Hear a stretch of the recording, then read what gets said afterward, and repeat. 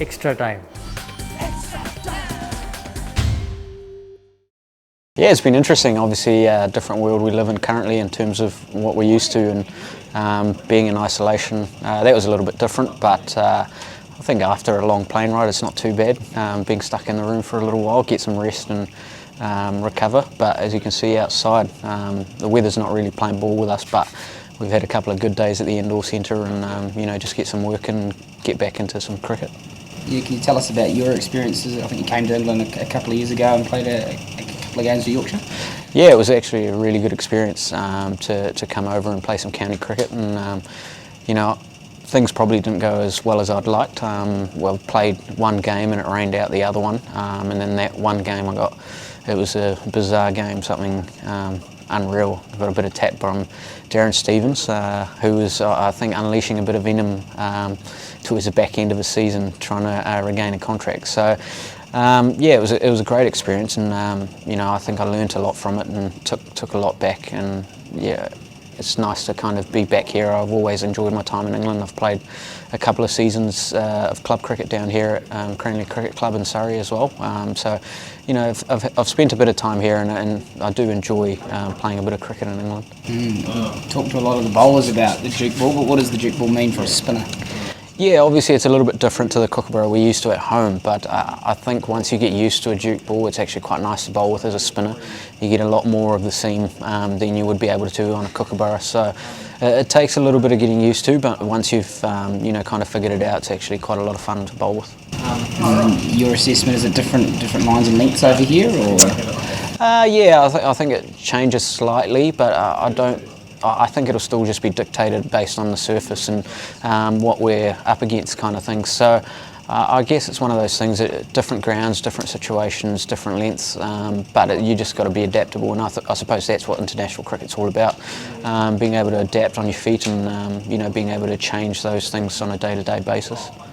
What's it been like for you being back in the BlackCaps Test squad? Obviously you missed the start of the season with a calf, and pace bowlers sort of took over from there for the rest of the summer. What's it like to be back? Yeah, I mean, it's always awesome to come back into this environment, and be playing international cricket, or be in a position to play international cricket, and it's an environment that's thoroughly enjoyable as well. And I think being on tour with the lads, it's actually a lot of fun.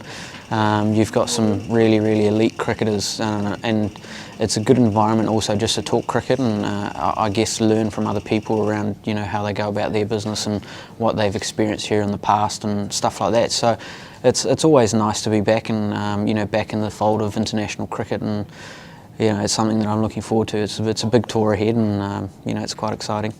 Speaking of quite exciting, what's it been like becoming a new dad, first time dad? Yeah, it's been amazing. Obviously had a little baby girl. It was pretty tough to let her go and come on this tour for the first time.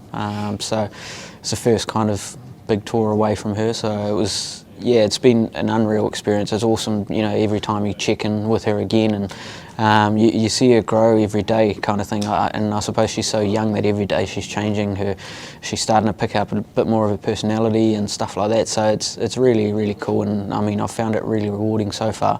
But I've been fortunate. I haven't had to do too much of the legwork being away. So my wife and my family are doing a great job back home.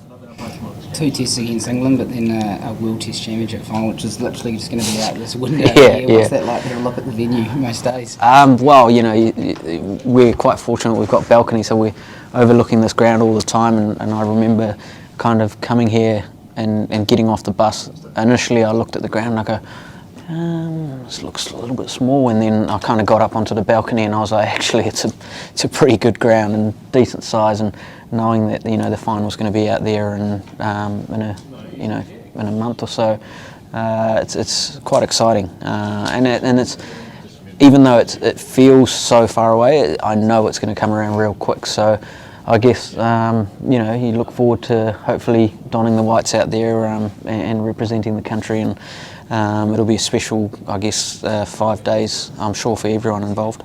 As a spinner, do you feel like potentially this ground you could have a chance at, it's been known to have take turn in the past?